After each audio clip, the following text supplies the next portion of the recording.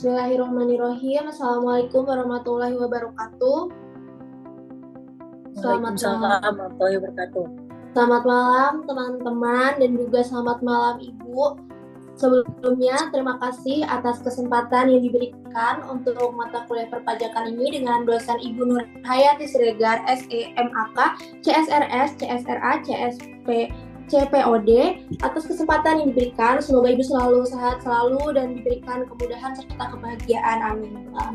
Kemudian sebelum kita mulai untuk sesi presentasi UTS perpajakan ini, saya ingin mengenalkan diri terlebih dahulu dengan dan juga anggota-anggota dari kelompok 8 ini. Saya sendiri dan Dini, dan selanjutnya ada 4 teman saya, ada Maria, Rika, Naufal, dan Yunita.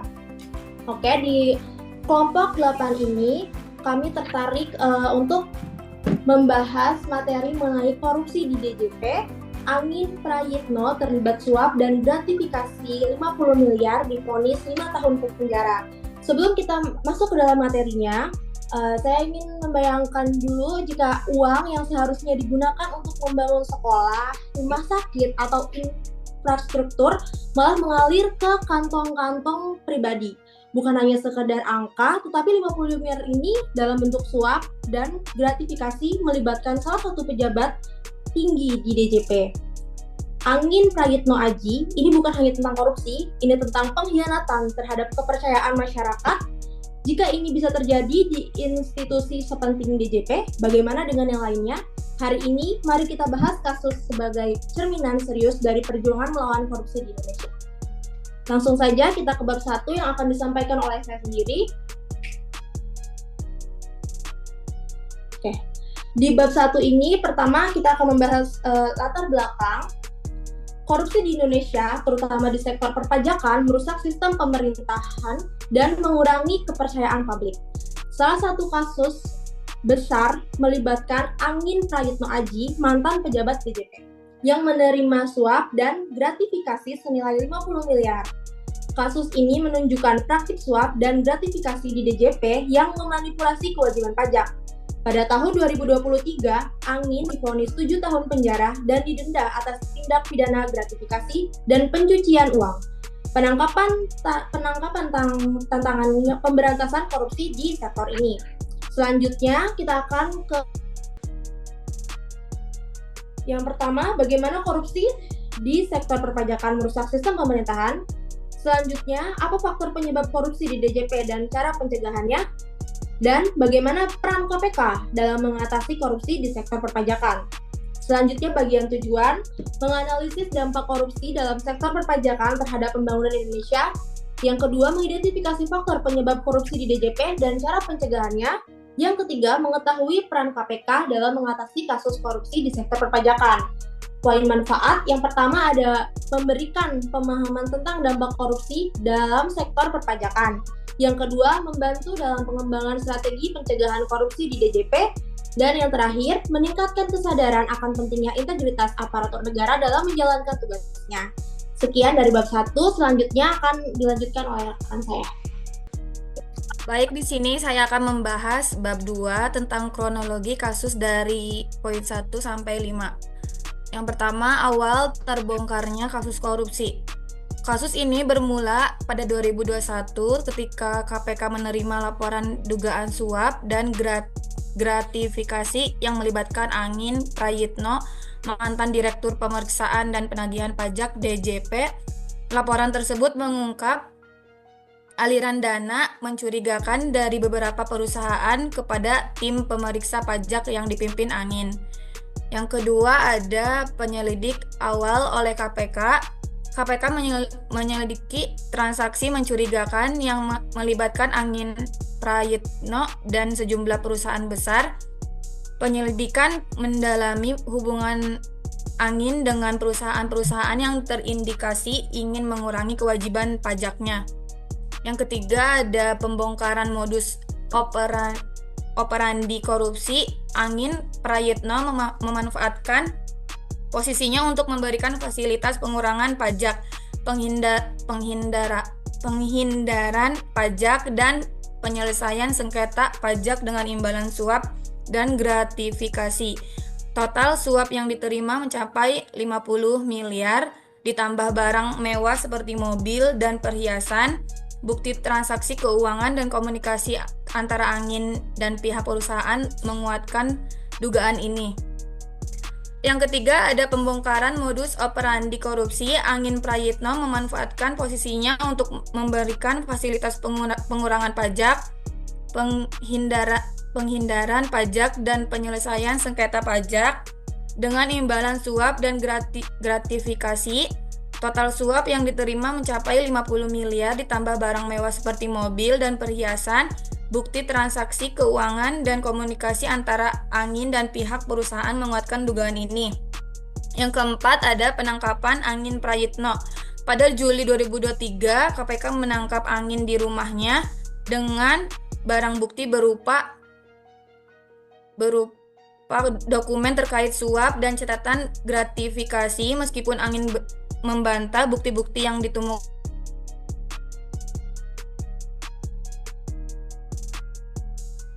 pengumpulan bukti. Setelah penangkapan, KPK mengumpulkan bukti tambahan melalui pemeriksaan intensif terhadap Angin dan saksi-saksi lain.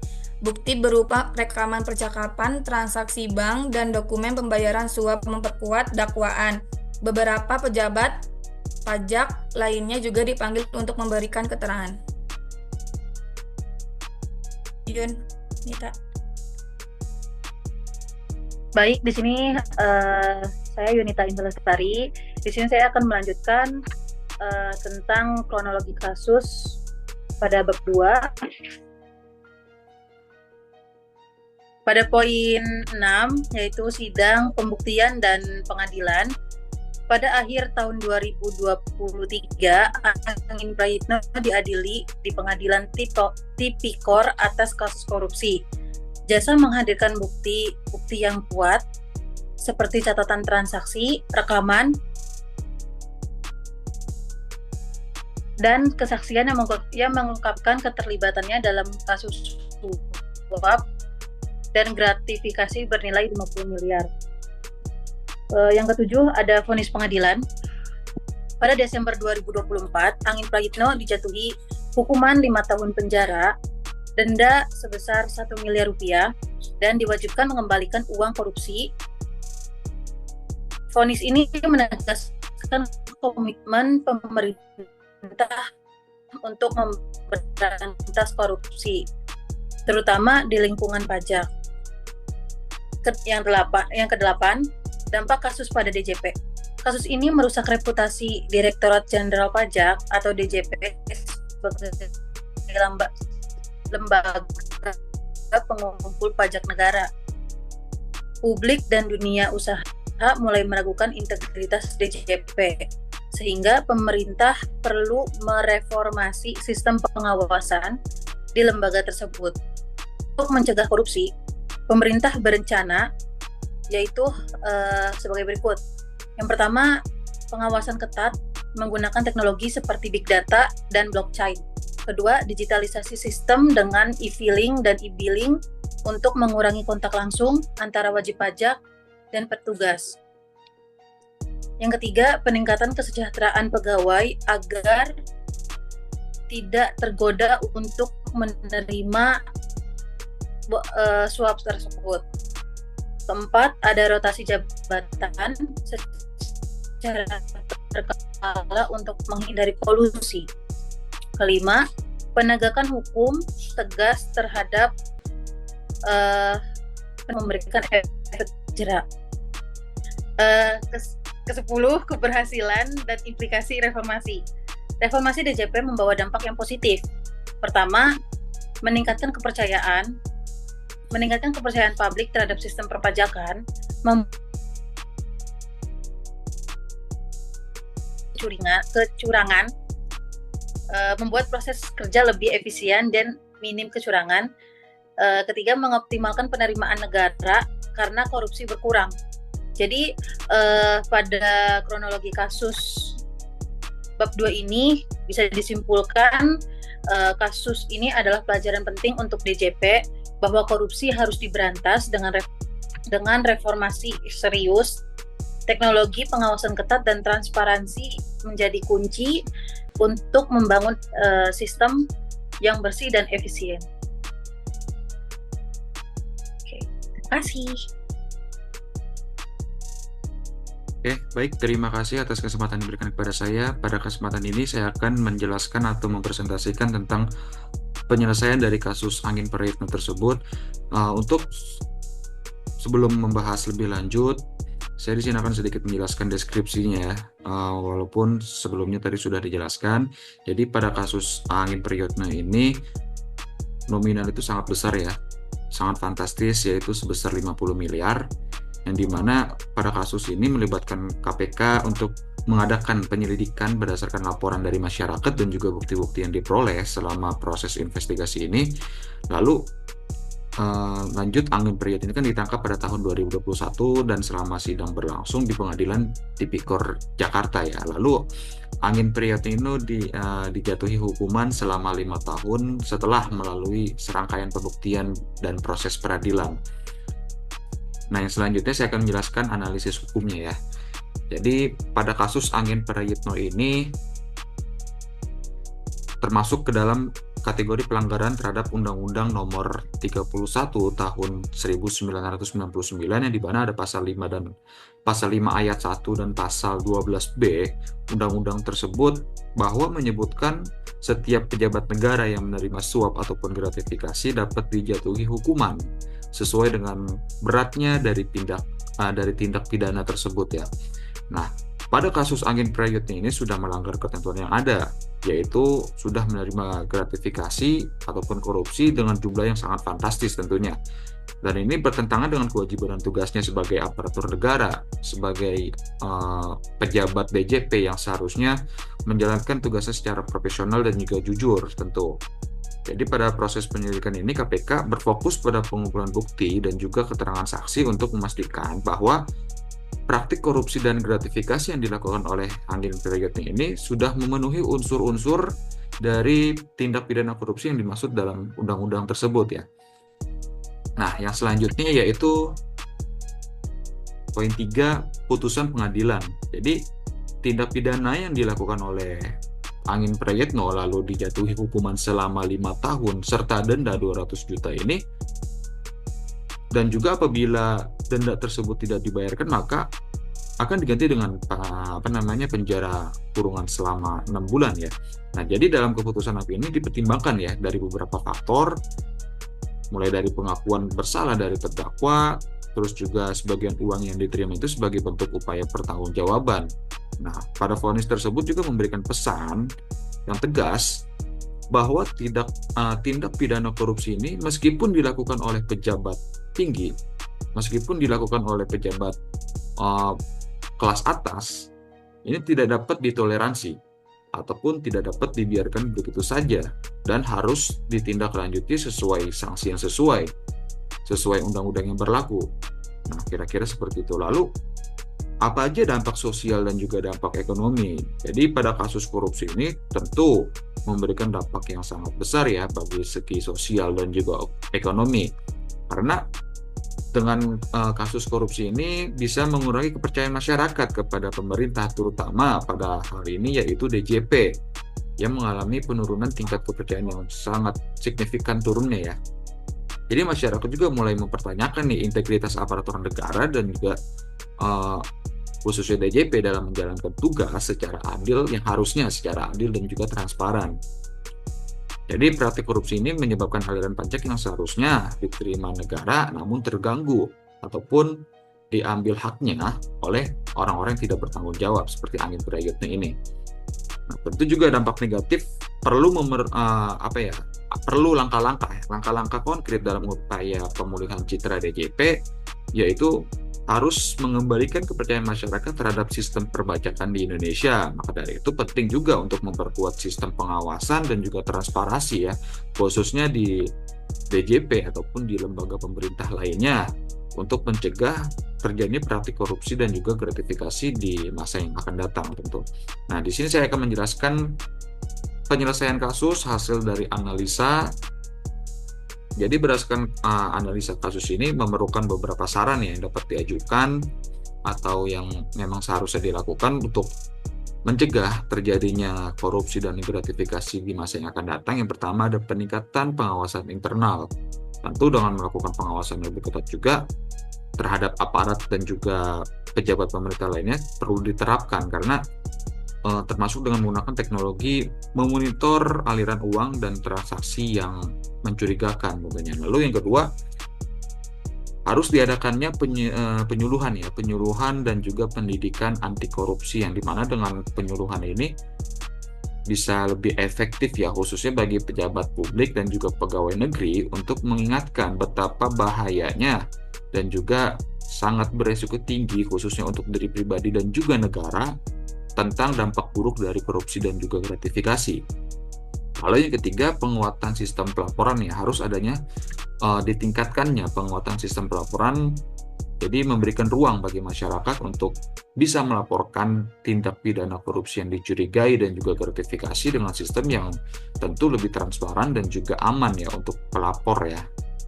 Lalu yang keempat adalah harus ada namanya penegakan hukum yang tegas, tentu jelas, karena bisa meningkatkan efektivitas penegakan hukum kepada pelaku tindak pidana korupsi tersebut dengan mencegah hukuman yang setimpal dan juga memberikan efek jera. Kira-kira seperti itu. Lalu langkah penyelesaian hukumnya itu khususnya pada angin Prayut ini proses hukum dimulai setelah KPK ya, setelah KPK melakukan penyelidikan lebih mendalam terhadap aliran dana korupsi, dan juga langkah-langkahnya itu meliputi pemeriksaan dan juga penyelidikan. Lalu setelah itu mulailah penetapan tersangka kepada Angin Prayitno, lalu tentu diadakannya proses sidang di Pengadilan Tipikor dengan proses persidangan jaksa KPK ya. Nah, dan juga jaksa KPK ini telah berhasil membuktikan bahwa Angin Prayitno ini memang menerima suap melalui pengumpulan bukti-bukti transfer, dokumen keuangan, serta kesaksian dari para pemberi suap. Nah, lalu yang selanjutnya, bagaimana evaluasi sistem dan kebijakan anti korupsi?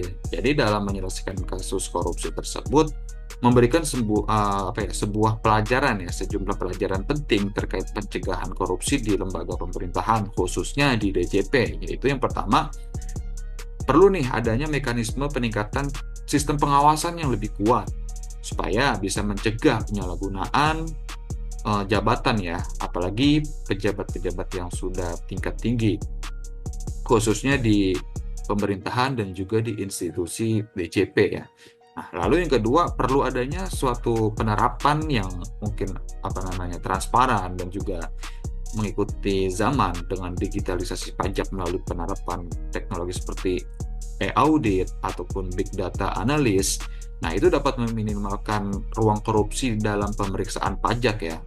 Nah, yang selanjutnya yang ketiga yaitu perlu adanya peningkatan integritas pegawai dengan memiliki pendidikan anti korupsi, atau yang tadi saya jelaskan penyuluhan, dengan memberikan insentif, juga memberikan insentif kepada pegawai khususnya di pemerintahan dan juga pajak yang bisa mendorong pegawai untuk menjalankan tugas dan tanggung jawabnya sesuai peraturan yang berlaku di sebuah institusi, khususnya di DJP tersebut. Nah, lalu yang keempat perlu adanya penerapan hukum yang lebih jelas, yang lebih tegas bagi pelaku korupsi, yang harus jauh lebih berat untuk memberikan efek jera ya kepada pejabat lainnya, khususnya di institusi Direktorat Jenderal Perpajakan ya. Nah, mungkin untuk penyelesaian kasus hanya ini saja yang bisa saya sampaikan. Selanjutnya akan diteruskan oleh rekan saya. Terima kasih atas waktunya. Silakan. Baik. Selanjutnya saya atas nama Maria Dominika Nenaif akan mempresentasikan bab 4 tentang kesimpulan dan saran. Yang pertama, kesimpulan. Kasus korupsi yang melibatkan Angin Priyatno Aji, mantan pejabat Direktorat Jenderal Pajak atau DJP, menggambarkan sebuah bentuk penyalahgunaan wewenang yang merugikan negara dalam jumlah yang sangat besar. Terbukti bahwa selama menjabat sebagai Direktur Pemeriksaan dan Penagihan DJP, Angin terlibat dalam praktik suap dan gratifikasi dengan nilai mencapai 50.000 miliar. Suap tersebut diberikan oleh wajib pajak agar hasil pemeriksaan dapat dimanipulasi sehingga kewajiban pajak mereka berkurang.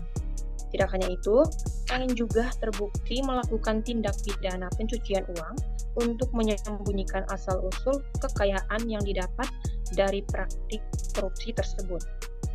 Nah, kasus ini telah mencoreng citra DJP tentunya sebagai lembaga yang seharusnya menjadi garda terdepan dalam pengumpulan pajak dan mendukung pembangunan negara. Kejadian ini juga menyoroti lemahnya pengawasan internal dan pentingnya transparansi serta akuntabilitas dalam institusi publik. Pengadilan menjatuhkan hukuman penjara 5 tahun kepada Angin Prayitno Aji sebagai bentuk tanggung jawab atas tindak pidana yang dilakukannya. Namun dampak sosial dan ekonomi dari kasus ini masih sangat terasa, terutama dalam penurunan kepercayaan publik terhadap DJP dan sistem perpajakan di Indonesia. Baik, selanjutnya saran untuk mencegah terjadinya kasus serupa di masa depan, diperlukan langkah-langkah yang lebih tegas dalam meningkatkan pengawasan internal dan transparansi di lembaga-lembaga pemerintah, khususnya DJP. Penguatan sistem pengawasan dan penerapan teknologi untuk memonitor aliran dana yang mencurigakan perlu dilakukan. Selain itu, program pendidikan dan penyuluhan anti korupsi bagi pejabat publik juga sangat penting untuk menanamkan kesadaran akan bahaya korupsi.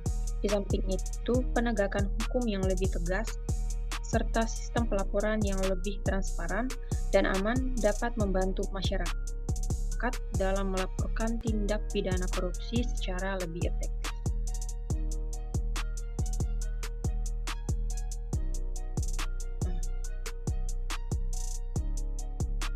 Berikut kami lampirkan beberapa sumber yang kami ambil sebagai acuan dari presentasi kami kali ini. Selanjutnya, saya berikan ke moderator untuk menutup hasil presentasi kami kali ini. Silahkan moderator. Baik, terima kasih kepada semua teman-teman yang telah mempresentasikan untuk materi UTS kita kali ini. Sekian kami dari kelompok 8. Kurang lebihnya mohon maaf apabila ada kesalahan kata. Kami tutup.